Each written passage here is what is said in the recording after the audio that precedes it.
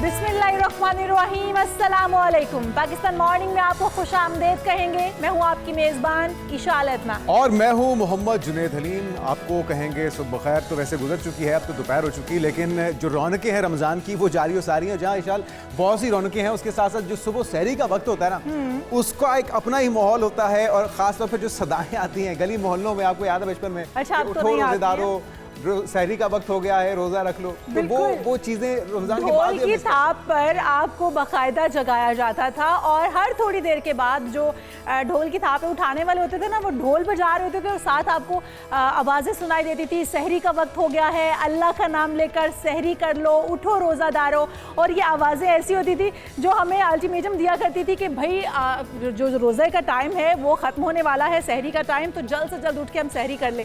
लेकिन अब अलार्म आ चुके हैं, जिद्दत आ चुकी है और अब सिर्फ अलार्म जो है वो बजते हैं और हम उठ जाते हैं, या फिर हम लोग जो है वो अपने फ़ोन के ऊपर, अपने अलार्म सिस्टम के ऊपर एक रिमाइंडर लगा लेते हैं जो कि हमें उठाने का काम करते हैं। अब ये आवाज़ें कहीं पीछे रह गई, मान हो गई हैं, खो गई हैं, लेकिन इन आवाज़ों को हम अभी मिस करते हैं। वैसे अंदरून लाहौर की बात की जाए या गली मोहल्लों में, छोटे शहरों में अभी ये रिवायत जारी है और ये बहुत ही एक जो कहते हैं ना कि हमारे साथ रिलेट करती है ये चीज़, हमें बचपन की याद दिलाती है।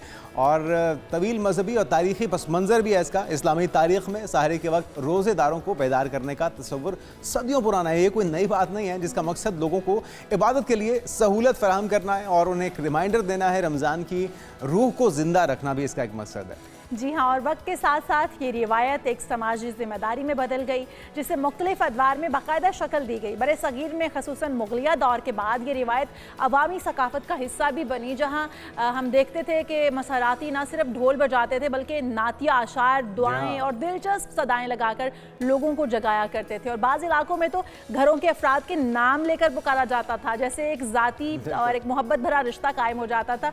और जो लोग, क्योंकि लोग एक दूसरे को जानते होते हैं, तो वो एक दूसरे को नाम लेकर पुकारते हैं जब तो वो उठ भी जाते हैं। लेकिन ये कल्चर सिर्फ, जिस तरह जुनैद भी कह रहे हैं कि अंदरून लाहौर तक महदूद हो गया, वहाँ की गलियों में तो अभी भी ये सदाएं सुनाई देती हैं, लेकिन सोसाइटीज़ के अंदर, बड़े शहरों के अंदर इस तरह से नहीं सुनाई देता। लोग तरजीह देने लगे हैं मोबाइल्स के अलार्म्स को, लेकिन ये रिवाज ज़िंदा रहनी चाहिए और यही हमारा कल्चर है, ये हमारी तहजीब है। और ये सिर्फ पाकिस्तान नहीं बल्कि पूरी दुनिया के अंदर जहाँ जहाँ मुसलमान हैं, मुस्लिम कंट्रीज़ हैं, वहाँ पे ये रिवायत जो है उसे बरकरार रखा जाना है, दोबारा से रिवाइव किया जाना बहुत ज़रूरी। आते हैं अपनी आज की टॉप 5 स्टोरीज़ की तरफ नाज़रीन, जिसमें सबसे पहले तज़किरा होगा जो इस वक्त नाजायज़ मुनाफाखोर हर बार की तरह एक्टिव हो चुके हैं और उनके खिलाफ अब मज़ीद घेरे को तंग किया जा रहा है, क्योंकि नाजायज़ मुनाफाखोर सूबे में उनके लिए कहा जा रहा है कोई जगह नहीं बचेगी। पंजाब फूड अथॉरिटी ने काफ़ी ज़्यादा इनिशिएटिव्स लिए हैं, इक़दाम किए हैं। लाहौर में सेहत दुश्मन अनासर के खिलाफ कार्रवाइयों का सिलसिला भी उन्होंने तेज़ कर दिया है। जी हाँ, हम बात करेंगे पंजाब फूड अथॉरिटी ने लाहौर में सेहत दुश्मन अनासर के खिलाफ कार्रवाइयों का सिलसिला तेज़ कर दिया है। कवानीन की खिलाफ वर्जी पर इस्लाही नोटिसेस जारी किए जाएंगे, मुतादिद को भारी जुर्माने भी आयद किए जा रहे हैं। और हमेशा की तरह हम देखते हैं कि जो इस तरह के अनासर हैं वो मुतहरक हो जाते हैं और फिर हम देखते हैं मिलावट वाली जो अशिया हैं वो हमें दस्तियाब होती हैं। दूध हो गया, चिकन हो गया, केचप हो गया, चटनीज़ हो गई, इस तरह की दीगर अशिया भी जिनमें बहुत ज़्यादा मिकदार में मिलावट की जाती है और अब पंजाब फूड अथॉरिटी इसके लिए मुतहरक है। इस पर भी तफसील से जायजा। और फिर बात हो गई क्रिकेट की। T20 वर्ल्ड कप 2026 सुपर 8 मरहला। इंग्लैंड ने कप्तान हैरी ब्रोक की शानदार सेंचुरी की बदौलत पाकिस्तान को 2 विकेटों से शिकस्त दे दी है और यूं पाकिस्तान को शिकस्त देकर इंग्लैंड सेमीफाइनल में अपनी सीट पक्की कर चुका है, पहली टीम बन गया है। पहली टीम अब किस तरह से अगली टीम का इंतजार करती है पाकिस्तान के लिए, एक बार फिर से अगर मगर की गेम शुरू हो चुकी। उसके बाद बात करेंगे German junior squash championship girls under 15 event के फाइनल में पेशावर से ताल्लुक रखने वाली सहरिश अली ने सिल्वर मेडल हासिल कर लिया है। इनकी अचीवमेंट पर इनको अपने प्रोग्राम में शामिल करेंगे, मेहमान होंगी हमारी और इन्हीं से जानेंगे कि किस तरह से उन्होंने ये मराहल तय किए। और आखिर में बात होगी नौजवान नस्ल की। नौजवान नस्ल आखिर दीन से दूर क्यों है? नौजवान नस्ल ख़ुद को शदीद दबाव में महसूस कर रही है, ये सर्वे बता रहा है। लेकिन ये किस चीज़ का दबाव है? इस दबाव से उन्हें कैसे निकाला जाए? दीन से कुर्बत कैसे यकीनी बनाई जाए? इसमें असातिज़ा, इसमें उलमा कराम और इसमें वालिदैन क्या क्या किरदार अदा कर सकते हैं, ये सब भी आज के प्रोग्राम में शामिल होगा। और जिस तरह से ईशा हम बात कर रहे हैं, मुसलसल के मुनाफाखोर एक्टिव हो चुके हैं और लातों के भूत बातों से नहीं मानते, जुर्माने या सज़ाएं ही मेरे ख्याल में वाहिद हल नज़र आता है इनको कंट्रोल करने का। और रमज़ान मुबारक में फल अगर ख़रीदना हो शहरियों के लिए वो भी ख्वाब बनता जा रहा है। कीमतें आसमानों से बातें कर रही हैं। शहरी तो परेशान हैं ही, लेकिन दुकानदार भी बहुत परेशान हैं। दुकानदार इस हवाले से क्या कहते हैं वो भी जानेंगे, और कीमतें उन पर अमल दरामद क्यों नहीं हो पा रहा। हमारे साथ मौजूद होंगी डॉक्टर किरण खुर्शीद, सेक्रेटरी हैं food and consumer production. Welcome to show कहेंगे आपको डॉक्टर साहिबा। डॉक्टर किरण, आप इसे जानेंगे कि आखिर क्या वजूहात हैं, जो हुकूमती नरखनामे हैं वो हम देखते हैं आवेज़ा तो कर दिए जाते हैं लेकिन उन पर अमल दरामद नहीं हो पाता। गिरां फरोश अभी भी उसी तरह से मुतहरक हैं। रमज़ान बाज़ारों में सूरत हाल कदर बेहतर है, लेकिन जो ओपन मार्केट्स हैं वहाँ पर हम देखें तो मनमाने वहाँ पर रेट्स वसूल किए जा रहे हैं। हर चीज़ का रेट दुगना बल्कि तिगना करके वसूल किया जा रहा है। तो क्या वजूहात है, आखिर हुकूमत वहाँ पर इतनी कमज़ोर क्यों नज़र आती है? देखिए, इस वक्त अगर आप प्राइस कंट्रोल के हवाले से मुझसे पूछें तो हमने कल 79,000 जो है इंस्पेक्शंस की हैं पूरे पंजाब में। डिस्ट्रिक्ट गवर्नमेंट्स इस पे टोटली मुतहर्रिक हैं, ना सिर्फ यहाँ पर बल्कि मंडियों के अंदर भी, और होलसेल से लेकर रिटेल और फिर उसके बाद सहूलत बाज़ार, ये 3 तरह के ऐसे पॉइंट्स हैं जहाँ पर महकमा फूड और ज़िला इंतज़ामिया मुकम्मल तौर पर जो है वो एक्टिव है।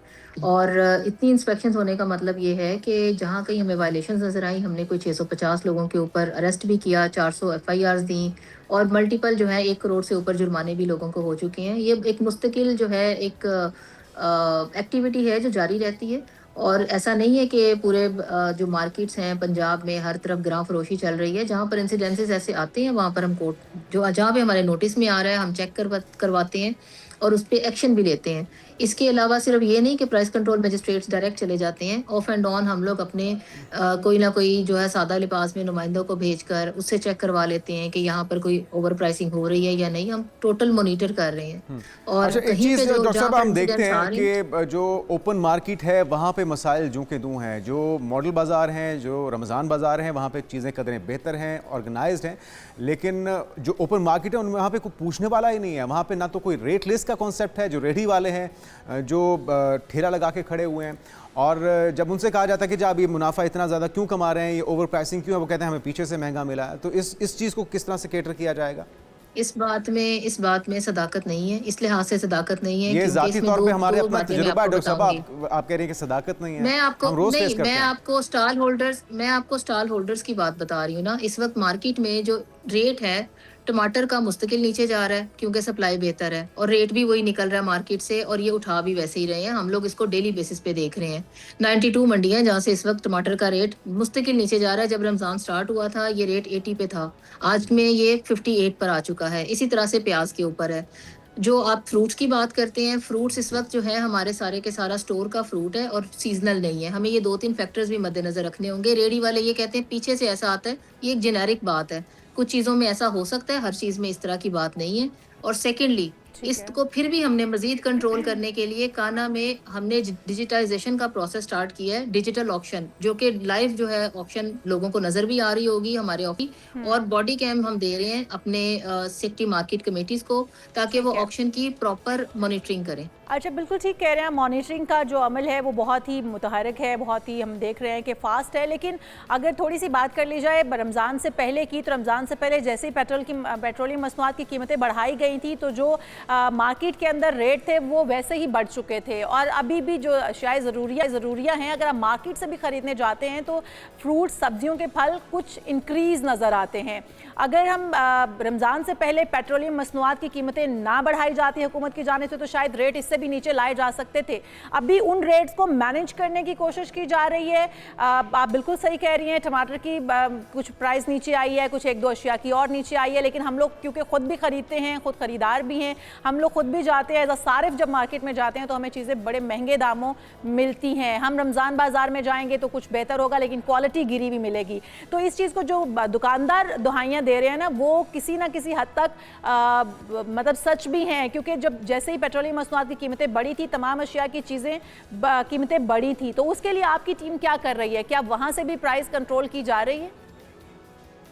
कहाँ से? पेट्रोलियम की अशिया की? जी बिल्कुल, पेट्रोलियम चीजें। महकमा फूड सिक्योरिटी जो है वो फूड से डील करता है। पेट्रोल अभी तक हमारे फूड आइटम्स में शामिल नहीं हुआ। बिल्कुल सही कह रही है डॉक्टर साहिबा, लेकिन हुकूमत तो इसको इंश्योर करेगी ना। हुकूमत डेफिनेटली अगर पीछे से सब्जी और फलों की हमने कंट्रोल करनी है तो किस तरीके से कंट्रोल की जाएंगी अगर दुकानदारों को सस्ती नहीं मिलेगी? अगर आप इसको फ्यूल से कनेक्ट करती हैं, जो कि आमतौर पे इसको फ्यूल से नहीं कनेक्ट किया जाता, फिर भी ये फेडरल सब्जेक्ट है। हम लोग मंडियों से लेते हैं इसको होलसेल, जब अराइवल होता है हमारी मंडी में, और उसके लिए मैंने आपको मैकेनिज्म बता दिया है कि जो ओवर चार्जिंग की बात करते हैं, ये सप्लाई और डिमांड का मैकेनिज्म है। जो ओवर चार्जिंग की बात करते हैं, जब वहाँ पर बॉडी कैम के साथ आपका सेक्रेटरी मार्केट कमेटी हर चीज़ मॉनिटर कर रहा है, और वहाँ पर कल मैंने देखा है काना मंडी में प्याज की बफर सप्लाई आई है, जिसके नतीजे में आज आपको प्याज सस्ता नजर आ रहा है। तो सप्लाई के ऊपर डिपेंड करता है ये चीज़ें, और उसके ऊपर हम डेली बेसिस पे विजिलेंट हैं, ये एक दिन की बात नहीं है। बिल्कुल ठीक है, ये बड़ी अच्छी बात है कि आप मुतहर्रिक हैं, चीज़ें आ भी रही हैं बेहतरी की तरफ, लेकिन इसके बावजूद हम देख रहे हैं कि वो फिर वही बात कि ये 2-3 रोज़ के अंदर ऐसा क्या हो गया यकायक। रमज़ान से पहले जो चीज़ें आधे रेट पे थीं वो दोगुने रेट पे कैसे चले गई। और एक चीज़ जो हमें मद्देनज़र रखनी होगी कि बड़ी जो हमारी फसल है, जितनी भी अजनास हैं वो अफ़गानिस्तान जाती थी, अब तो ट्रेड बंद है। तो यहाँ पर तो हमने देखा है कि लोग आलू सड़कों पर ज़ाया करते रहे हैं, यहाँ पे टमाटर ज़ाया करते रहे हैं, किसानों को बेचने के लिए मुआवजा नहीं मिल रहा था। तो रमज़ान के आते ही इतनी ज़्यादा ब्लैक मार्केटिंग यकीनी तौर पे कहीं ना कहीं तो इंतज़ामिया की भूल चूक हुई है। अब ये जो आप काम कर रहे हैं, लास्टली डॉक्टर साहब कोई नंबर्स भी हमें बता दीजिए ताकि हमारे जो देखने वाले हैं वो फौरी तौर पे अगर कहीं चीज़ देखें, मिसमैनेजमेंट देखें, ओवर प्राइसिंग देखें, तो वहाँ पे रिपोर्ट कर सकें, आपको मुतला कर सकें। इसका नंबर जो है हमारा फूड अथॉरिटी का नंबर आप सबके पास है 1234, उसके ऊपर इतला देते हैं, और ज़िले इंतज़ामिया को भी इतला चली जाती है। सहूलत बाजार का अपना मैकेनिज्म है, लेकिन इसमें ये जो ग्रां फरोशी की आप बात कर रहे हैं, हमारी कोई 20 से करीब आइटम्स जो हैं वो डाउन पे चले गई हैं। सिर्फ इस वक्त जो हमें थोड़ा सा ज़्यादा कंप्लेंट आ रही है वो आ रही है बनाना और एप्पल के ऊपर। रीज़न ये है कि उसका सीज़न नहीं है, लेकिन हम उसके ऊपर भी जो है वो जारी क्रैकडाउन जारी है। मैंने कहीं भी नहीं कहा कि चीज़ें 100% ठीक कभी भी नहीं हो सकती, ह्यूमन सोसाइटी है, आपको ओवर चार्जिंग भी नज़र आती है, लोग उसको मिसयूज भी करेंगे, लेकिन साथ साथ हमारा एक्शन भी जारी है और चीज़ें प्राइसेस एक्शन में क्या होगा अगर कोई नाजायज़ मुनाफाखोरी करता है, उसकी सील होगी दुकान, उससे सजा या जुर्माना कितना होगा? दुकानें सील हो रही हैं, उनको हम FIRs कर रहे हैं। मैंने बताया कल के दिन में पूरे पंजाब में 650 लोग अरेस्ट हुए हैं, 400 से ऊपर FIRs हुई हैं। तो जो हैबिचुअल ऑफेंडर्स हैं, जो हैबिचुअली ऐसा काम कर रहे हैं, उनके ऊपर उसी लेवल का एक्शन जो है वो लिया जा रहा है। जाते जाते ये भी आपसे जानना चाहेंगे, जो बड़े यूटिलिटी स्टोर्स हैं, क्या उनके ऊपर भी चेक एंड बैलेंस शुरू किया गया है? उन्हें भी कटहरे में लाया जा रहा है या वहाँ पर प्राइस कंट्रोल अथॉरिटीज़ भी नाकाम नज़र आती हैं? बड़े जो यूटिलिटी स्टोर्स हैं उनके साथ एक बहुत टाइम से एक SOPs हमारे चल रहे हैं कि वहाँ पर DC रेट्स के हवाले से जो कमोडिटीज़ हैं उनका एक स्टॉल अवेलेबल होगा। बाकी वो जो चीज़ें इंपोर्ट करके मंगवाते हैं, जो चीज़ें वो स्पेशल मंगवाते हैं या पैकेजिंग करते हैं, वो इसके दायरे में नहीं आती, वो उनके अपने नोटिफाइड रेट्स हैं। लेकिन DC रेट के ऊपर जो दालें हैं वहाँ वो DC रेट पे उसका सेपरेट एक काउंटर अवेलेबल होता है, उसके ऊपर वो बेचते हैं। लेकिन अनफॉर्चुनेटली वहाँ पर तमाम चीज़ें महंगे दामों दस्तियाब हैं। जो तमाम यूटिलिटी स्टोर्स हैं, बड़े ग्रॉसरी स्टोर्स हैं, वहाँ पर कोई चेक एंड बैलेंस अभी तक डॉक्टर साहिबा मौजूद नहीं है। डॉक्टर किरण खुर्शीद आप DC रेट वाला काउंटर देखें, वहाँ पर सारी चीज़ें ना अनफॉर्चुनेटली ये होता ही नहीं है। DC रेट के ऊपर वहाँ पर 1 से 2 चीज़ें दस्तियाब होती हैं, बाकी तमाम अशिया जो है वो आपको रैक्स के अंदर दस्तियाब होती हैं और वही जो दाम उनके अपने होते हैं वही वो लगाए जाते हैं। बहुत शुक्रिया डॉक्टर किरण खुर्शीद साहिबा, आपकी आमद का, और secretary food and consumer production हमारे साथ मौजूद थी। हम लोग अगर बात कर लें पूरी मार्केट की ओवरऑल पाकिस्तान की, तो पाकिस्तान के अंदर बहुत सारे अभी भी ऐसी जगह मौजूद हैं या ऐसे इदारे मौजूद हैं, ऐसी ऑर्गेनाइजेशंस मौजूद हैं जिनको मुतहरक होने की ज़रूरत है। और उसके अंदर फूड अथॉरिटी ही हम बेसिक बात करते हैं। फूड अथॉरिटी की सिर्फ प्याज और आलू की कीमतें या टमाटर की कीमतें कम कर लेने से या उनको कंट्रोल कर लेने से इस माफिया के अगेंस्ट कोई मौसर जो है वो हिकमत अमली हमें नज़र नहीं आएगी, जब तक सिर्फ इन 2 से 3 चीज़ों पर फोकस किया जाएगा। बाकी तमाम चीज़ें भी अशियाए ज़रूरिया में आती हैं, वो दालें हैं, सब्जियाँ हैं, चीनी है, या फिर वो तमाम फ्रूट्स हैं, वो भी फूड अथॉरिटी के अंदर आते हैं। लेकिन उसके ऊपर अभी तक हम देख रहे हैं कि किसी किस्म का कोई चेक एंड बैलेंस होता हुआ नजर नहीं आ रहा। ब्रेक लेते हैं, दीगर इशूज़ पे बात होगी नाज़रीन एक ब्रेक के बाद हमारे साथ। जिस तरह से हम देख रहे हैं कि लाहौर में शहरियों की सेहत के तहफ़्फ़ुज़ के लिए, बल्कि पूरे पंजाब में लोगों की सेहत के तहफ़्फ़ुज़ के लिए पंजाब फूड अथॉरिटी ने सेहत दुश्मन अनासर के खिलाफ कार्रवाइयों का दायरा मज़ीद वसी कर दिया है। बहुत से एक्शन, बहुत सी कार्रवाइयाँ हो रही हैं मिलावटखोरों के खिलाफ, मिलावट माफिया के खिलाफ, और अब लग रहा है कि उनके बचने या भागने की कोई जगह बाकी रहेगी। बिल्कुल गुंजाइश खत्म हो चुकी है। शहर भर में जो फूड पॉइंट्स की मुसलसल चेकिंग हो रही है, उसके दौरान भारी मिकदार में मुज़र सेहत अशिया ख़ुरनोश भी तलब की जा रही हैं, जबकि कवानीन की खिलाफ वर्जी करने वालों के खिलाफ जो कवानीन के मुताबिक कार्रवाइयाँ हो रही हैं, इस्लाही नोटिस भी जारी किए जा रहे हैं, भारी जुर्माने भी हो रहे हैं, लेकिन इसके बावजूद हम देख रहे हैं कि जो इस तरह के कुछ शरपसंद अनासर हैं वो बाज नहीं आते हैं, वो अपनी कार्रवाइयाँ इस तरफ से पकड़े जाते हैं तो दूसरी तरफ शुरू कर देते हैं। तो उनके लिए क्या कुछ हो रहा है अभी तक, आसिम जावेद साहब DG फूड अथॉरिटी पंजाब हमारे साथ मौजूद हैं। वेलकम टू शो कहेंगे आपको आसिम जावेद साहब। आप इसे जाने अभी तक रमज़ान के अंदर कितनी कार्रवाइयाँ आपने की हैं, कितने लोग ऐसे पकड़े जा चुके हैं, कितनी ऐसी तंजीमें पकड़ी जा चुकी हैं, और क्योंकि समोसे पकौड़े फ्राइड आइटम्स बहुत ज़्यादा इन हो जाती हैं माह रमज़ान के अंदर, तो उन पॉइंट्स के ऊपर भी कोई चेकिंग हो रही है? देखिए, वज़ीर पंजाब साहबा का जो फूड सेफ्टी मिशन है उसके अंदर रमज़ान का पूरा एक हम पैकेज लेके आए। रमज़ान में हम इस तरह से करते हैं, आपको पता है कि अफ्तारी के ऊपर बहुत ज़्यादा रश होता है और अफ्तार स्पेसिफ़िक बहुत से फूड्स होते हैं, जैसे कि समोसे हैं, पकोड़े हैं, दही बल्लियाँ हैं, कचूरियाँ हैं, इस तरह की बहुत सी आइटम्स। तो हमारी रमज़ान की तैयारियाँ आप ये समझ लें कि रमज़ान से 15 दिन पहले ही शुरू हो चुकी थी। ठीक है। मज़ीद ये कि हमने रमज़ान में अपनी टीम्स को 3 शिफ्ट्स के अंदर डिवाइड किया। 2 शिफ्ट जो हैं वो अफ्तार के लिए हैं और एक जो है वो सहर के लिए है। इसके अलावा मिल्क और मीट के हवाले से नाइट टाइम में भी जो है ना वो हमारे ऑपरेशंस चल रहे होते हैं। मैं कल रात को तकरीबन 1 बजे तक अपनी लेबॉर्ट्री के अंदर था। कुछ गाड़ियों को मैं खुद अपने साथ पकड़ के लेके आया, कुछ को फील्ड की टीम्स लेके आई हुई थी। अच्छा। उनकी हमने जो है ना वो टेस्टिंग करवाई। तो कहने का मतलब ये है कि पंजाब फूड अथॉरिटी जो है CM साहबा के विजन के मुताबिक जो है वो बिल्कुल अलर्ट हैं, बल्कि हाई अलर्ट हैं, और हम मिलावट माफिया के खिलाफ प्रोएक्टिवली जो है वो काम कर रहे हैं। आसिम साहब, एक टास्क फोर्स भी हमने देखी है जो कि पूरे यूनिफॉर्म में किट्स के साथ बाइक्स के ऊपर है, वो भी आप ही की डिपार्टमेंट के है या वो अलग उनका जिम्मेदारियाँ हैं? देखिए, अभी CM साहबा पंजाब फूड अथॉरिटी को जो है वो यूनिफॉर्म भी जो है ना कुछ टाइम के बाद अता करेंगी, तो उसमें यह है कि वो एक यूनिफॉर्म फोर्स हम बन जाएंगे। हमारी जो टीम्स हैं वो बिल्कुल उन्होंने यूनिफॉर्म पहना होगा, उनकी बॉडी के ऊपर जो टीम का इंचार्ज है बॉडी कैम लगा होगा, उसको हम डिजिटली जो है ना वो मॉनिटर कर रहे होंगे। उसका सारे का सारा रिकॉर्ड जो है वो हर इंस्पेक्शन का रिकॉर्ड हमारे डिजिटल डेटा के ऊपर जो है और हमारे कंट्रोल रूम की स्ट्रेंथ भी बढ़ाने जा रहे हैं, तादाद भी बढ़ाने जा रहे हैं। उसमें पूरे लाहौर को कवर करना, पूरे पंजाब को कवर करना एक बड़ा टास्क है। उसमें हम मजीद जो है ना वो तादाद भी बढ़ाना चाह रहे हैं। हम इंशाल्लाह जो है ना अपनी फूड सेफ्टी टीम्स को इस साल के अंदर तकरीबन 50 मजीद टीम्स ऐड कर रहे हैं। उसमें हम कोई वेटनरी ऑफिसर्स की पोस्टें ले रहे हैं, कुछ डेयरी टेक्नोलॉजिस्ट की पोस्ट ले रहे हैं, कुछ फूड सेफ्टी ऑफिसर्स की पोस्ट जो है ना वो ले रहे हैं।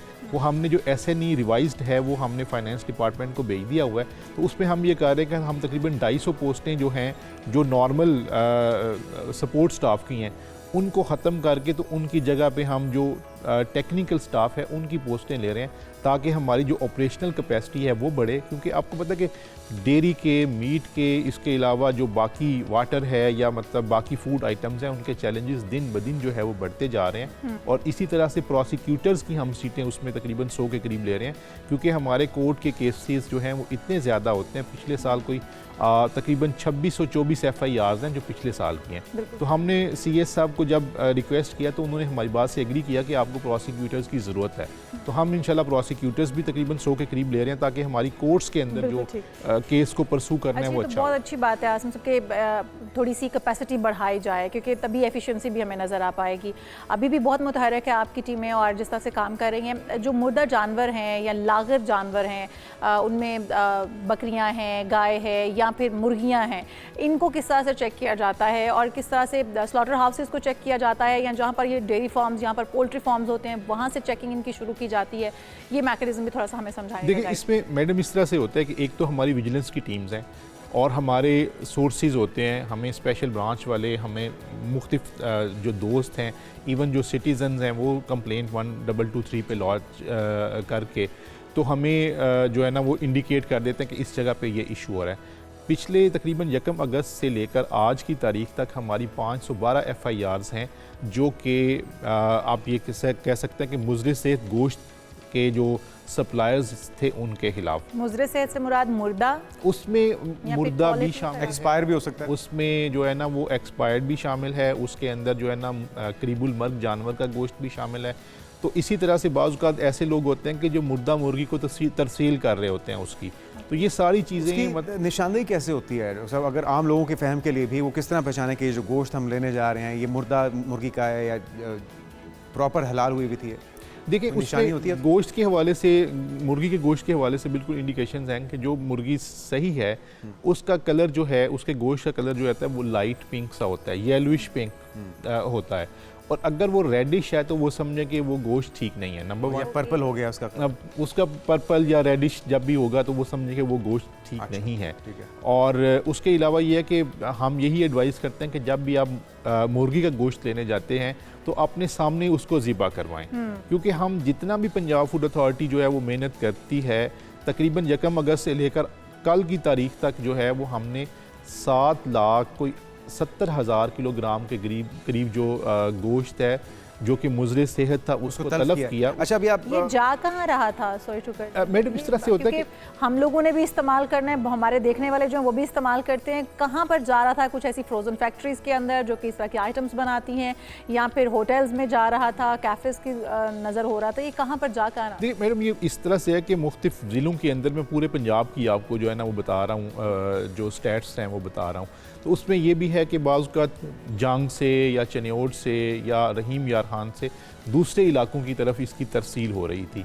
बाज़ का तो ऐसा हुआ कि हमने जो गाड़ियाँ होती हैं जो कि पब्लिक ट्रांसपोर्ट होती है उसके अंदर से इस गोश्त को पकड़ा, यानी कि किसी को शायबा भी ना हो कि ये गोश्त जो है जा रहा है, इसमें तो पैसेंजर जा रहे हैं, पैसेंजर्स की जो सामान है वो जा रहा है। तो हमने इस तरह से भी जो है ना वो फिर वो अड्डे वाले जो थे उनको हमने फिर जो है ना वो एक तरह से वार्निंग लेटर जारी किया कि इस तरह का गोश्त की अगर आपने तरसील की तो हम आपके खिलाफ आपके वार्निंग से काम चल जाएगा अफसर साहब, क्योंकि यहाँ पे हमने देखा है कि लातों के भूत बातों से नहीं मानते, इनको सख्त सजाओं के बगैर मेरे ख्याल में सबक सीखना होता तो बहुत पहले सीख चुके थे। अच्छा, हम ब्रेक में जिस तरह बात कर रहे थे कि जो स्लॉटर हाउसेज हैं उनको रेगुलराइज किया जा रहा है, सीएम साहब ने नई हिदायत दी हैं, वो क्या कॉन्सेप्ट है, क्या प्लान है, उससे क्या बेहतरी आएगी? देखिए, गोश्त सेक्टर में, दूध सेक्टर में तो अल्लाह का शुक्र है काफ़ी बेहतरी आ गई है।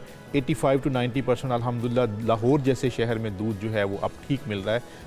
आपको हम नहीं कहते, आप किसी भी जगह से जाके किसी भी शॉप से चेक करेंगे, दूध की क्वालिटी अल्हम्दुलिल्लाह जो है वो हमारी सख्ती की वजह से अच्छी हुई है कि पिछले साल 1170 FIRs हैं जो दूध में मिलावट करने वाले लोग हैं।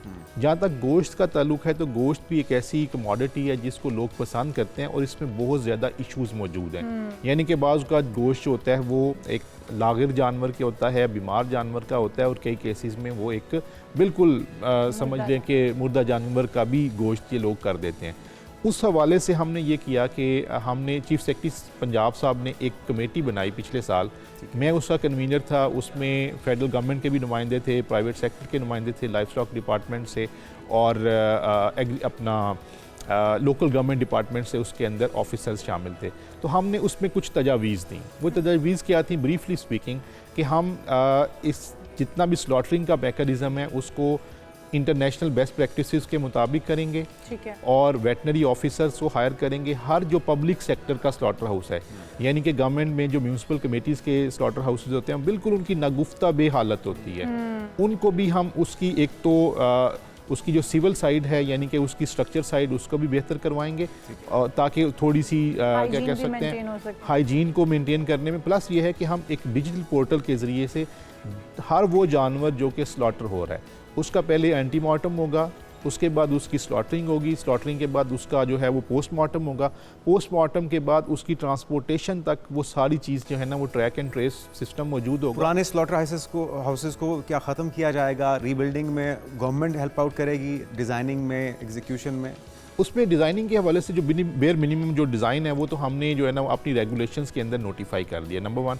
नंबर 2 ये कि हमने जो लोकल गवर्नमेंट जिनके ये सारे स्लॉटर हाउसेज हैं हमने उनको ये कहा कि आपने बेयर मिनिमम जो सिविल स्ट्रक्चर है ये जो है वो खड़ा करना है ताकि वहाँ पे हाइजीन के इश्यूज़ ना हों और डेली बेसिस पे उसकी जो है ना वो सफाई हो रही हो।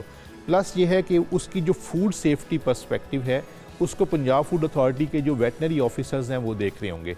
तकरीबन हम 100 के करीब वेटनरी ऑफिसर्स की हमने सीटें जो है ना वो रीडेजिग्नेट करवाईं ताकि हम ये स्लॉटरिंग का मेकनिज़म जो है और उसकी जो मतलब एनफोर्समेंट है उसको बेहतर तरीके से जो है वो कर रहे हों। तो ये चंद एक चीज़ें हैं और इंशाल्लाह हम इसको रमज़ान के बाद इसको इम्प्लीमेंट की स्टार्ट हम कर देंगे इंशाल्लाह।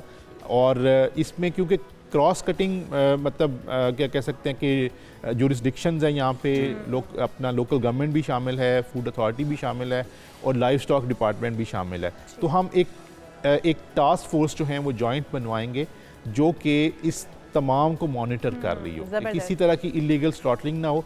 कि जो सार्फिन के लिए गोश्त आना है उसकी क्वालिटी जो है वो ये तो बिल्कुल बहुत एंश्योर्ड अच्छी बात है और आसम साहब हम उम्मीद करते हैं कि इसमें अल्लाह ताला आपको कामयाबी दे गवर्नमेंट पंजाब को। अगर हम इस्लामाबाद की बात करें, इस्लामाबाद में भी आपकी जानिब से कार्रवाइयाँ की जा रही हैं, रावलपिंडी में हो रही हैं, वो हम उसकी भी वीडियोज़ देख रहे हैं, वो किस तरह से कार्रवाइयाँ हो रही हैं। और दूसरा जो नेगेबान रमज़ान इफ्तार का एक सिस्टम चलाया जा रहा है पंजाब के अंदर स्पेशली, जिसमें मरियम नवाज साहिबा खुद जिसको मॉनिटर करती हैं, उसके अंदर भी आप किस तरह से इंश्योर करते हैं कि क्वालिटी उस पर कॉम्प्रोमाइज़ नहीं किया जा रहा, क्योंकि जो बनाने वाले होते हैं और जो खाने वाले होते हैं आप खुद जानते हैं बेहतर क्या तरीका का। देखिए, निगरान रमज़ान पैकेज जो है उसमें आपको एक दस्तरखान तो नज़र आ रहा होता है, लेकिन उससे पीछे पंजाब फूड अथॉरिटी ने तकरीबन 1 लाख लोगों को ट्रेनिंग्स जो है वो दी हैं। रमज़ान से पहले ही 2 हफ्ते पहले हमने ट्रेनिंग्स जो लाइकली फूड हैंडलर्स थे या पकवान सेंटर्स वाले थे उनको ट्रेनिंग्स दी, उनको हमने पीपीज़ दिए और उनको हम हर एक जो फूड वहाँ पे जा रहा है उसको पंजाब फूड अथॉरिटी की टीम मौजूद होती है, उसको चेक कर रही होती हैं और जो है ना उसकी आपने कभी भी उसमें अभी पिछले तकरीबन 6 दिन हो चुके हैं कोई आपने फूड पॉइजनिंग का केस नहीं सुना होगा। हालांकि पूरे पंजाब में तकरीबन 450 के करीब जो हैं वो इस तरह के पॉइंट्स लगे हुए हैं, दस्तरखान लगे हुए हैं, तो उसको मॉनिटर भी कर रहे हैं, उसकी जो क्वालिटी है उसको भी देख रहे हैं। जहाँ तक इस्लामाबाद फूड अथॉरिटी का ताल्लुक़ है तो वहाँ पे जो इरफान मेमन साहब जो डीसी इस्लामाबाद हैं वो हमारे डीजी पंजाब फूड अथॉरिटी भी रह के गए हुए हैं, तो उनके साथ हमने फिर इस सारा जो है ना वो एक कोलैबोरेट किया। हमने कहा कि हम आपको टेक्निकली सपोर्ट करेंगे, आपस में इंफॉर्मेशन शेयर करेंगे, क्योंकि उनके पास लॉजिस्टिक्स की काफ़ी जो है वो कमी है। नई फूड अथॉरिटी उन्होंने बनाई 1 साल पहले 2 साल पहले, तो हम मिल के वहाँ पे काम कर रहे हैं और पिछले समझ लें कि 1.5 महीने के अंदर हमने वहाँ पे मिल के तकरीबन 50 के करीब ऑपरेशंस किए हैं। अच्छा, और ज़्यादातर में क्या चीज़ आपने देखी, कहाँ पे मसला चल रहा है, दूध की मिलावट में या कोई और भी है सेक्टर? देखिए, इस्लामाबाद में क्योंकि इस्लामाबाद फूड अथॉरिटी की अपनी ऑपरेशनल कंस्ट्रेंट्स थी, जिसकी वजह से जो है ना वो आप ये कह लें कि बहुत ज़्यादा इश्यूज़ थे। जो मिलावट माफिया के बड़े बड़े जो सरगुना थे रऊफ़ भट्टी, मकसूद भट्टी, जुहेद बलोच, ये लोग जो हैं एक मेयो हैं, इसी तरह से ये इधर से पंजाब से भागे और उन्हें वहाँ पे जाके पनाह ले ली। तो हमने फिर ये किया कि मिल के ऑपरेशंस को प्लान किया और आज रात भी तकरीबन 4 बजे तक हम एक ऑपरेशन जो है वो वहाँ पे करते रहे। कल रात में भी एक बड़ा जो है ना वहाँ पे ऑपरेशन किया, जिसके अंदर जो है ना वो आप समझ लें कि 1000 किलोग्राम के करीब जो स्किम मिल्क पाउडर है वो वहाँ से बरामद हुआ। तकरीबन कोई 400 किलोग्राम के करीब जो है वो जो घी होता है वो वहाँ से बरामद हुआ। कोई 10-15 किलोग्राम के करीब डिटर्जेंट्स वहाँ से बरामद हुए। तो मतलब कहने का ये है कि ये मिलावट माफिया जो है ना वो शायद ये समझता है कि हम इस्लामाबाद में हैं तो हम जो है ना वो बचे हुए हैं, महफूज हैं। तो अल्लाह के फजल से हमने इस धरती को इनके शर से महफूज इंशाल्लाह। इनको टेस्ट केस बनाया जाएगा, क्योंकि जिस तरह से आप बता रहे हैं कि यहाँ से छोड़ते हैं तो इस्लामाबाद से खुदा ना खास्ता इनको निकाल के फिर ये किसी और सूबे का भी रुख कर सकते हैं, तो इनको इबरत का निशान बनाएंगे इसको। जी, हम ये भी कर रहे हैं इंशाल्लाह कि हमने चीफ सेक्रेटरी साहब को रिक्वेस्ट किया कि हम तमाम चीफ सेक्रेटरीज को जो है वो एक लेटर्स कर रहे हैं और जो कोऑपरेशन है फूड अथॉरिटीज़ का आपस में उसको इन्हेंस कर रहे हैं, ताकि अगर कोई दूसरे सूबे में जाके गलत कार्रवाई करने की कोशिश करता है तो उसको भी जो है ना नंबर 1 रोका जाए। और दूसरा ये कि food safety is beyond borders, ये हम सब का ही एक टॉपिक है। ये पंजाब फूड अथॉरिटी या इस्लामाबाद फूड अथॉरिटी या केपी फूड अथॉरिटी या बलोचिस्तान फूड अथॉरिटी नहीं है, ये हम सब का ये जो ये इवन अवाम की भी जिम्मेदारी है। बिल्कुल आप ठीक कह रहे हैं। और एक बार फिर से जाते जाते असम साहब मैं कहूँगा कि अपना नंबर जो पंजाब का है या जो विफाक का भी अगर कोई नंबर है तो वो भी अनाउंस कर दीजिए, ताकि जिस भी शहरी को अगर कहीं कोई चीज़ मिलावट होती हुई नज़र आए, खिलाफ हिफ्ज़ान सेहत दिखाई दे, तो उसको फौरी तौर पे रिपोर्ट किया जाए। ये टीम्स डीजी साहब खुद मौजूद हैं, इसको मेक श्योर करेंगे कि उसके खिलाफ एक्शन लिया जाए, उसके खिलाफ कार्रवाई। जी, 1223 हमारा टोल फ्री नंबर है। कोई इस पर कोड तो नहीं लगेगा? बिल्कुल भी कोड नहीं लगेगा, आप डायरेक्ट इसको डायल कर सकते हैं। उसके बाद आप जो है ना वो अपनी कंप्लेंट रजिस्टर करेंगे, हम 24 आवर्स में उस कंप्लेंट को एड्रेस करेंगे। जो अर्जेंट नोयत की होती है हम उसको 2 से 3 घंटे में एड्रेस कर देते हैं। और हम ये समझते हैं कि फूड सेफ्टी जो है इसका डायरेक्ट ताल्लुक पब्लिक हेल्थ के साथ है और शहरियों को भी अपनी जो है वो जिम्मेदारी अदा करनी चाहिए, फूड अथॉरिटी का साथ दें। इंशाल्लाह हम आपके कोऑपरेशन के साथ इंशाल्लाह जो है वो अच्छे और क्वालिटी वाले फूड की प्रोविजन को जो है वो यकीनी इंशाल्लाह। और जिस तरह से तमाम इदारों की कोलैबोरेशन और आवाम की भी कोलैबोरेट साथ मिल जाएगा तो फिर इंशाल्लाह से इसी तरह से आप जो है वो पाकिस्तान को इन तमाम अनासर से पाक कर पाएंगे। बहुत शुक्रिया, हमारे साथ आप मौजूद थे। और यहाँ पर एक ब्रेक शामिल कर लेते हैं, जब ब्रेक से वापस आएंगे तो दीगर अहम इशूज़ भी प्रोग्राम का हिस्सा होंगे। Stay with us.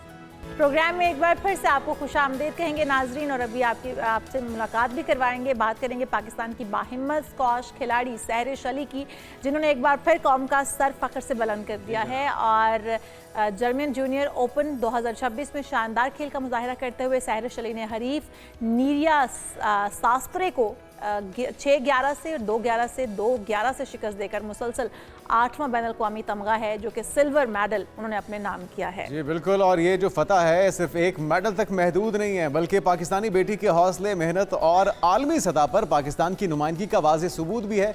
हर बार जब ये नई कामयाबी हासिल करती हैं तो हम इनको प्रोग्राम का हिस्सा बनाते हैं। जर्मन सरजमीन पर सबसे लारी परचम लहराया उन्होंने और सरबुलंदी हर पाकिस्तानी के लिए फ़ख्र का लम्हा है। तो सबसे पहले आपको बहुत बहुत मुबारक हो सहरिश इस ज़बरदस्त कामयाबी पर। तो ये कैसी रही सारी जर्नी, आपको बहुत बहुत मुबारक के साथ ये भी बताएगा कि जो फाइनल टाकरा था, क्योंकि हम देख रहे हैं कि तसलसल के साथ आपने 11 के साथ अपने मुखालिफिन को पिछाड़ा है, तो आपकी इस कामयाबी के पीछे सबसे ज़्यादा हौसला देने वाली शख्सियत कौन रही है, आपका मेंटर कौन रहा? सलाम, मैं बिल्कुल ठीक। आप सुनाए आप लोग कैसे हैं? और थैंक यू सो मच इस इंटरव्यू पे मुझे इनवाइट करने के लिए। सबसे पहले तो ऑफ कोर्स मेरे पेरेंट्स मुझे बहुत सारा सपोर्ट करते हैं। मम्मा भी कॉल कर रही होती है, पूछ रही होती है हर एक मैच के बारे में, और मतलब इस चैम्पियनशिप से पहले भी मेरे पेरेंट्स मुझे बहुत सारा सपोर्ट करते हैं, और हम लोग ट्रेनिंग में भी मम्मा और पापा दोनों हमारे साथ आते हैं और हमें सपोर्ट करते हैं, चेयर करते हैं। पापा हर एक मैच के लिए बैठे हुए थे और मुझे कोच भी कर रहे थे, गाइड भी कर रहे थे और चेयर भी कर रहे थे मेरे लिए। और मेरी बहन भी, मेरी पूरी फैमिली मुझे सपोर्ट कर रही थी, और मेरी बहन को भी। और फिर नेक्स्ट पाकिस्तान स्क्वॉश फेडरेशन हमें बहुत सपोर्ट करती है, उन्होंने हमारी पोस्ट भी लगाई थी। ज़बरदस्त। अच्छा सहरिश, ये भी बताइएगा कि आप कितने घंटे प्रैक्टिस करती हैं और मैच से पहले खुद को जहनी तौर पर कैसे तैयार करती हैं? इस सब एफर्ट के बारे में भी हमें बताइए ना ज़रा। 5 घंटे टोटल प्रैक्टिस करती हूँ, और उसमें सुबह के सेशंस होते हैं जिसमें मैं सुबह में ड्रिल्स करती हूँ और सोलोज ज़्यादा करती हूँ, और कोच के साथ प्रैक्टिस करती हूँ। सो सुबह में ये होता है, और फिर बीच में हम लोग फिटनेस करते हैं 12-1 बजे के टाइम पे। सो फिटनेस काफ़ी अच्छी होती है, और आधी गेम तो स्क्वॉश की फिटनेस पे ही होती है 70%। तो हम लोग फिटनेस पे ज़्यादा फोकस रखते हैं। फिर उसके बाद शाम में हम लोग फिर मैच प्लेस करते हैं आपस में। सो फिर मैच प्लेस पे भी हम लोग फुल ट्राई कर होते हैं, कंडीशन गेम्स खेलते हैं। तो इस तरह हमारे फुल 5 आवर्स कभी 6 आवर्स ट्रेनिंग होती है डेली की, और हर एक दिन मतलब डिफरेंट ट्रेनिंग होती है। और एक दिन रेस्ट डे होता है फुल वीक में, संडे को हम लोग रेस्ट करते हैं, और कभी हम लोग फ्राइडे को रेस्ट कर लेते हैं, और फिर संडे को भी हम लोग खेल लेते हैं। सो इसी तरह हम फुल डे ट्रेनिंग करते रहते हैं। मैच से पहले तो हम लोग एक दिन पहले से स्ट्रेटेजी बना के रखते हैं, क्योंकि प्लेयर को हम लोग सर्च अप करते हैं, उसकी पुराने मैचेस निकाल के देखते हैं, या फिर जो रिसेंटली खेला होता है चैंपियनशिप में मैच, तो वो निकालते हैं, देखते हैं, और उसकी मिस्टेक्स देखते हैं। और अच्छा सहरिश, बहुत ही ज़बरदस्त परफॉर्मेंस है आपकी माशाल्लाह, और इसमें कि आपकी डेडिकेशन, आपकी एफर्ट से ही ये तमाम कामयाबियाँ आप हासिल कर पा रही हैं। लेकिन कोच जो है उनका कितना रोल है आपकी कामयाबी में? और अगर खुदा ना खास्ता कोई बुरा मैच हो जाए, कोई शिकस्त हो जाए, कोई नाकामी हो जाए, तो फिर किस तरह से खुद को तैयार करती हैं अगली कामयाबी के लिए, अगले मैच के लिए? कोच तो हम लोग काफ़ी डिफरेंट कोचेस होते हैं, लेकिन सबसे पहले कोच तो हमारे बाबा ही है, और वही हर मैच में हमारे लिए बैठे रहते हैं। बाकी जो मतलब हम लोग कभी ऑन एंड ऑफ हम लोग पाकिस्तान में होते हैं, कभी बाहर मुल्कों में होते हैं। सो पाकिस्तान में हम लोग कोचेस के साथ ट्रेनिंग कर रहे होते हैं, बाकी पापा सब लोग हमें समझाते हैं, बताते हैं कि क्या क्या करना है। सो और मैच से पहले के बाद में कैसे खुद को मजबूत करते हैं, तो मैं कहूँगी कि मैं अपने पुराने मैचेस हम लोग देखते हैं, स्क्रीन पे देखते हैं, और उसमें हमने सारी मिस्टेक्स निकलवाते हैं, क्या क्या वीक पॉइंट्स है वो सब देखते हैं, और क्या क्या गलत किया है और सब मिस्टेक्स को ठीक करते हैं ट्रेनिंग में। तो इस तरह दोबारा कॉन्फिडेंस अपना लेकर आते हैं। ज़बरदस्त सहरिश, और जिस तरह से आप बता रही हैं कि आपके पहले कोच तो आपके हैं, बेटियों के स्पेशली जो कोचेज़ या मेंटोर या रोल मॉडल होते हैं वो उनके फादर ही होते हैं। अच्छा ये बताइएगा कि बैरून मुल्क खेलते हुए पाकिस्तान की नुमाइंदगी का एहसास कैसा होता है? किस तरह जब जीत जाती हैं तो वहाँ पर अचीवमेंट का एहसास कैसा होता है? बैरूनी मुल्क में खेलते हुए पाकिस्तान की नुमाइंदगी में बहुत फ़ख्र फील होता है कि हम लोग पाकिस्तान को रिप्रेजेंट कर रहे हैं, और हर एक मैच बहुत कॉन्फिडेंस से खेलते हैं, क्योंकि हमारी शर्ट्स पे पाकिस्तान लिखा होता है, तो हम लोग पाकिस्तान को रिप्रेजेंट करते हुए बहुत प्राउड फील करते हैं कि फिर मेडल लेते हैं और वो कहते हैं हमारे नाम के साथ पाकिस्तान प्रोनाउंस करते हैं, तो काफ़ी फ़ख्र फील होता है कि हम लोग पाकिस्तान के लिए मेडल्स लेकर आ रहे हैं और मतलब अपने मुल्क की तरफ से खेलने में बहुत ज़्यादा अच्छा फील होता है। अच्छा कि, सरिश, हमारा नाम लिया एक जाए। ताबनाक माजी है हमारा के अंदर, चाहे वो जहांगीर खान हो, जानशेर खान हो, एक लेगेसी है जिसको आप हमारी नौजवान नस्ल लेकर चल रही है, जो और आने वाले बच्चे बच्चियाँ हैं उनके लिए कोई पैगाम, मैसेज क्या करना चाहिए, उन्हें कितनी मेहनत करनी चाहिए, किस सेक्टर में करनी चाहिए? मैं अपनी तरह नौजवान लड़कियों को और जो भी यंगस्टर्स हैं, स्पेशली फीमेल्स, मैं उन्हें कहना चाहूँगी कि आप लोग स्पोर्ट्स ज्वाइन करें अगर आप में कॉन्फिडेंस हिम्मत है कि आप पाकिस्तान को रिप्रेजेंट कर सकते हैं। सो प्लीज़ आए, स्पोर्ट्स को ज्वाइन करें और काफ़ी हेल्दी भी रहेंगे इसमें। और स्पेशली मैं पेरेंट्स को कहना चाहूँगी कि आप अपनी बेटियों को स्पोर्ट्स में लेकर आए, इससे माइंड भी फ्रेश होता है और हेल्दी भी रहता है। सो इससे माइंड भी फ्रेश होता है और आपका जो हेल्थ है वो भी अच्छी रहती है। हेल्थ अच्छी होती है, आपका ब्रेन अच्छा होता है, तो फिर वो अच्छे से परफॉर्म भी करता है। बहुत शुक्रिया, हमारे साथ Sahrish Ali junior squash champion मौजूद थी और इस तरह से आप पाकिस्तान का नाम रोशन करती रहिए। आगे बढ़ेंगे और आप कुछ बात कर लेंगे। शौक का कोई मोल नहीं होता जुनैद, और लोगों के अनोखे शौक होते हैं, और वैसे तो मुझे भी बड़ा शौक था अपने टॉयज़ को संभाल कर रखना। लेकिन आप, मुझे पता चला कि आप तोड़ देती हैं ना खिलौने, इसलिए जोड़ नहीं सके। बिल्कुल ऐसा ही है। इसलिए एहतियात से रखना भी तो एक फन है। बिल्कुल। तो ऑस्ट्रेलिया की एक खातून है जो कि बहुत ही खिलौनों को जमा करने का शौक़ रखती थी। उन्होंने 2656 मुख्तलिफ अशिया जमा करके गिनीज वर्ल्ड रिकॉर्ड कायम कर दिया है। तो ऑस्ट्रेलिया की रियासत क्वींसलैंड के इलाके में ये रहती हैं और इन्होंने इतने सारे टॉयज़ जो है वो 7 बरस की थी जब से इकट्ठे करने शुरू किए हैं। तो स्कूल में वो हम अपने जो जमात थे उनके साथ बहुत सारे शॉपिंग्स करती थी टॉयज़ की, फिर वो इकट्ठे करते करते इतने ज़्यादा तादाद में उन्होंने। अरे, और ये शॉपकिंस टॉयज़ जो है वो इसके बाद से खेलों ने उनको खिलौने पसंद थे बचपन से ही, और हर किसी को पसंद होते हैं। अलेक्सा ने बताया कि उन्होंने अपने शॉपकिंस ख़रीदने शुरू किए और अब उनकी कलेक्शन में 2656 मुनफरिद अशिया जमा हो चुकी हैं।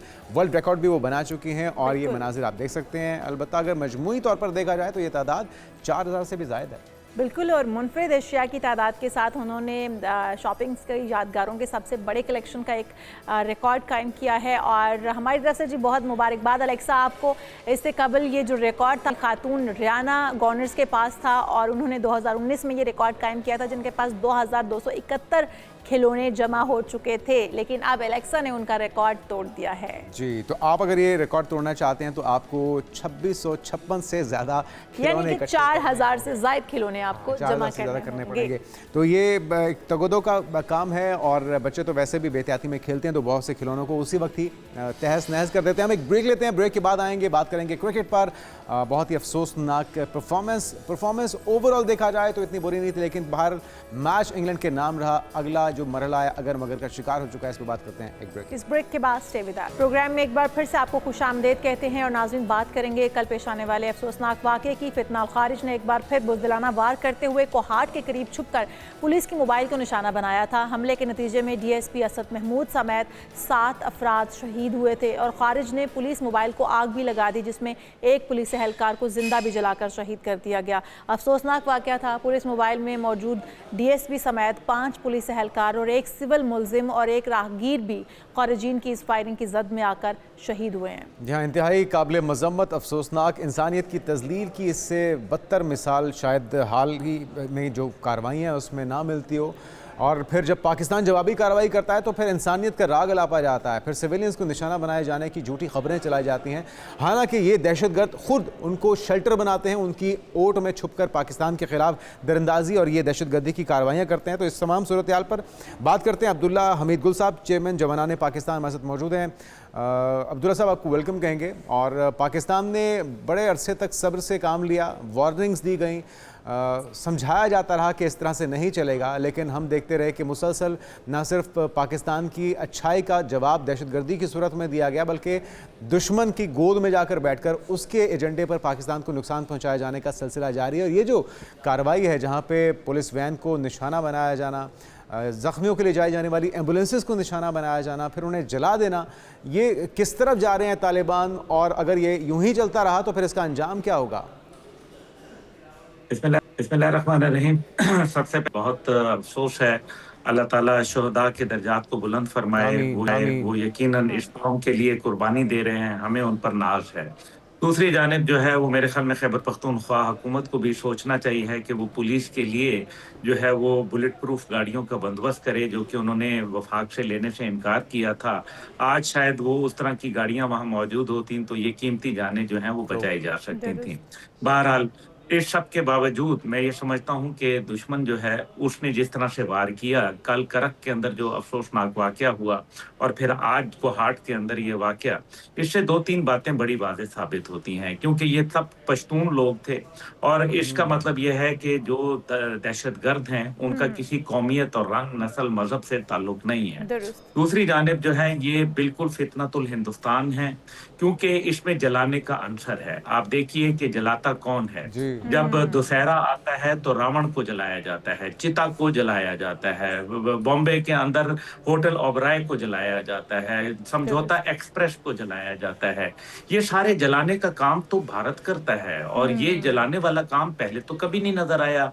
तो इसका मतलब ये है कि ये जो वीडियो बकायदा बनाना, फिल्म बंदी करना अपने एक घिनौने फेल की, ये या बीएलए करता है या ये करते हैं। और ये कौन लोग हैं? जो फंडिंग करने वाले अनासर हैं उनको भी खुश करने की एक कोशिश थी, इस तरह की वीडियोस बनाकर उनको भिजवाया जाना।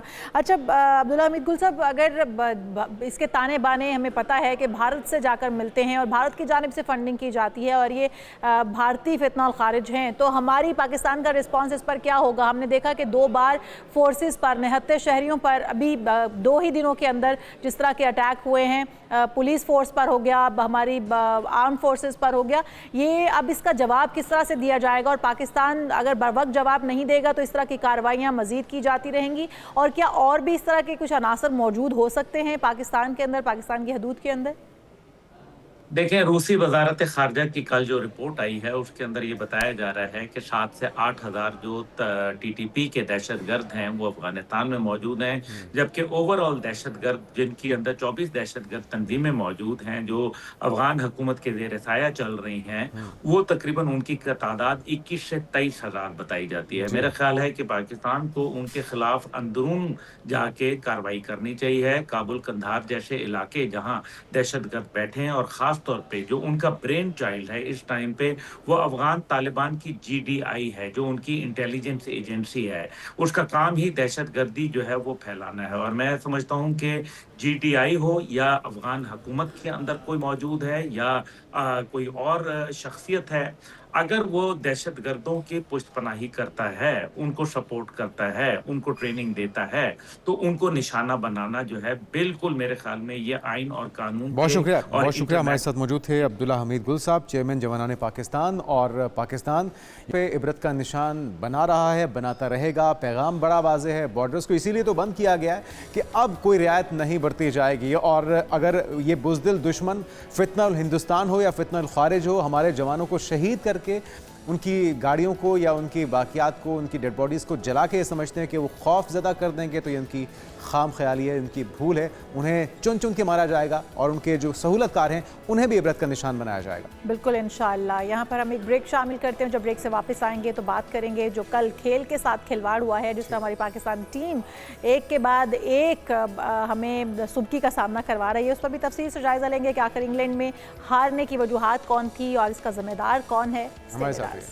हमारे साथ इकरा रहीम कादरी मौजूद हैं, जो कि नात ख़्वां हैं, तांदलिया वाला से बहुत दूर से तशरीफ़ लाई हैं, लेकिन वक्त की कमी के बायस हम बहुत ही कम उनसे सुन पाए हैं। लेकिन बहुत ही खूबसूरत कलाम, बहुत ही खूबसूरत आवाज़, बिल्कुल, और एक सहर सा तारी कर दिया है। हमारे साथ ही मौजूद हैं हाफिज़ मोहम्मद उस्मान साहब, भी इस्लामिक स्कॉलर हैं और किसी तारीफ़ के मोहताज नहीं है। आज हमारा जो टॉपिक है उसके हवाले से उनसे गुफ्तगू करना चाहिए। और टॉपिक हमारा हमारी नौजवान नस्ल, हमारे मुस्तकबिल से जुड़ा हुआ है कि हमारी जो नई जनरेशन है, जिसके बारे में बार बार बात भी करते हैं, जेनज़ीज़, वो दीन से दूर क्यों है, बेरा रवि का शिकार क्यों है और किस तरह से उन्हें खींच के वापस लाया जाए, ज़ोर ज़बरदस्ती से नहीं, उनकी अपनी ख्वाहिश के मुताबिक।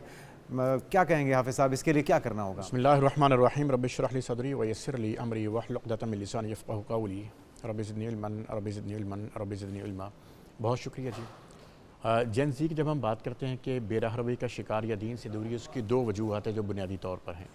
एक तो सोशल मीडिया का जो बेजा और गलत इस्तेमाल है, दूसरा मैं समझता हूँ कि जो मगरबी तहज़ीब का हमारे ऊपर एक यलगार है, जिसकी ज़ेर असर वो उसको असर कबूल कर चुके हैं। इकबाल ने तो बहुत देर पहले कहा था कि सूरज हमें हर शाम ये दरस देता है कि मगरिब की तरफ जाओगे तो डूब जाओगे। हम मशरिक़ के मकीनों का दिल मगरिब में जहाँ अटका है, वहाँ कंटर सब बलोरी हैं, यहाँ एक पुराना मटका है। और जब हम जेन-ज़ी की बात करते हैं कि सोशल मीडिया, देखिए हर चीज़ का मस्बत और मनफी इस्तेमाल मौजूद होता है। बिल्कुल ठीक। हमारे यहाँ जो सबसे ज़्यादा मसला है वो मनफी इस्तेमाल का है। दीन से दूरी इसलिए भी है कि उनके हीरोज़ तब्दील हो चुके हैं। अगर आप गौर कीजिए, आज उनके हीरोज़ हमारे घरों का माहौल इसमें बहुत बड़ा एक किरदार अदा कर सकता है। आपने जिस तरह कहा कि उनको खींच के वापस कैसे लाया जा सकता है, तो आपको बेहतरीन मुतबादिल देना होगा। बेहतरीन मुतबादिल क्या है कि आपको जो उनकी एक्टिविटीज़ है उस पर नज़र रखते हुए उन्हें दीनी तरबियत देनी होगी, जो कि घर से शुरू होती है, जो कि उनके स्कूल, कॉलेज, यूनिवर्सिटीज़ तक जाती है। हर इदारे को, हर स्टेक होल्डर को ज़िम्मेदारी लेनी होगी कि आया ये जो हम लोग इनको फीड कर रहे हैं, चीज़ें एक्ट से ठीक होती हैं, गुफ्तगू से नहीं। मैं समझता हूँ कि ये जनरेशन बेहिस नहीं है, बल्कि हसास ज़्यादा, सेंसिटिव ज़्यादा है। जी हाँ, और ये इनकी सिमत ख़राब भी नहीं, मुंतशिर ज़्यादा है। ये ठीक होना चाहें भी तो इनको, जिस तरह हम कहते हैं ना कि ये कोई बेसिमत कारवां नहीं है, एक ताकतवर दरिया है, सिर्फ इसको डायरेक्शन देने की ज़रूरत है। ये समझाने की ज़रूरत है कि आपको अपना पोटेंशियल यूज़ कहाँ करना है। इसमें कोई दो राय नहीं है कि बहुत पोटेंशियल है, बहुत ज़बरदस्त किस्म की जनरेशन है हमारी। और पाकिस्तानी कौम तो वैसे ही माशाल्लाह अप्रॉक्सीमेटली कमोबेश 68% यूथ है। किसी भी मुल्क की तरक्की के लिए अगर उसका तकरीबन 33 से 35% लोग यूथ में आ जाएं, तो उस मुल्क को तरक्की से कोई नहीं रोक। एनर्जी पोटेंशियल बहुत है, लेकिन सही डायरेक्शन की ज़रूरत। जी हाँ, और सही डायरेक्शन दीन है। दीन हमें ये चीज़ सिखाता है कि आपने जब अपनी बुनियाद मजबूत होगी ना, तो उसके बाद पंजाबी में कहते हैं ना, किला मजबूत हो तो फिर वो गिर नहीं सकता, बंधा रहेगा। बच्चों को कुरान मजीद फुरकान हमीद की जो तालीमात हैं उस तरफ आना होगा। इतना सहल, इतना आसान दीन है, इतनी आज़ादी है इस दीन इस्लाम में। लेकिन आप ये देखिए कि जो हमारा दीन इस्लाम है ना, बच्चों को पढ़ाया गया है, सिखाया नहीं गया, समझाया नहीं गया, उनको सिर्फ नसीहत बताई गई है, अमल करना नहीं बताया गया कि उसके अंदर उनके ऊपर जो उनकी शख्सियत के अंदर जो निखार आता है। जो दीन का तालिब इल्म होता है ना, आप उसकी शख्सियत को देखिए, वो हज़ार लोगों में अकेला दिखाई देता है। उसकी वजह यह है कि उसकी शख्सियत जो है ना, बड़ी कंपोज शख्सियत होती है। उसके ऊपर जो दीन अपने आप के ऊपर तारी कर लेता है। यहाँ पर हम लोगों ने दीन को एक्चुअली सिर्फ जन्नत जहन्नुम की जो चीज़ें बता कर, मुझे लगता है कि वो बताने से ज़्यादा समझाने की ज़रूरत है। अच्छा, हमारे आलमी दीन जो हैं वो हमें हूरों से लेकर जन्नत के अंदर क्या मिलेगा उसकी लालच दे देकर अगर दीन के करीब लाने की कोशिश करेंगे तो उस तरह से तो करीब नहीं आ पाएंगे। और ये आपने बिल्कुल दुरुस्त बात की है कि हमारे जो आलमी दीन है उनका भी फ़र्ज़ बनता है, हमारे वालिदैन का भी बहैसियत और हमारे साथीज़ा का भी, कि हम अपनी जनरेशन को सही रास्ते पर चलाएं। हमारी जो रियासत है उसका भी बहुत बड़ी जिम्मेदारी है कि जो इवन मदारिस की जो तालीम है उसके ऊपर, मदारिस के अंदर असातिज़ा को, उलमा इकराम को, वालिदैन को, सबको और रियासत को भी किरदार अदा करना होगा। बहुत शुक्रिया हाफिज़ मोहम्मद उस्मान साहब और इकरा कादरी साहिबा हमारे साथ मौजूद थी। और वक्त ख़त्म हो चुका है, बातें बहुत सी करनी थी। आज के प्रोग्राम से इतना ही, आपसे मुलाकात होगी कल। अपना ख्याल रखिएगा। अल्लाह हाफ़िज़।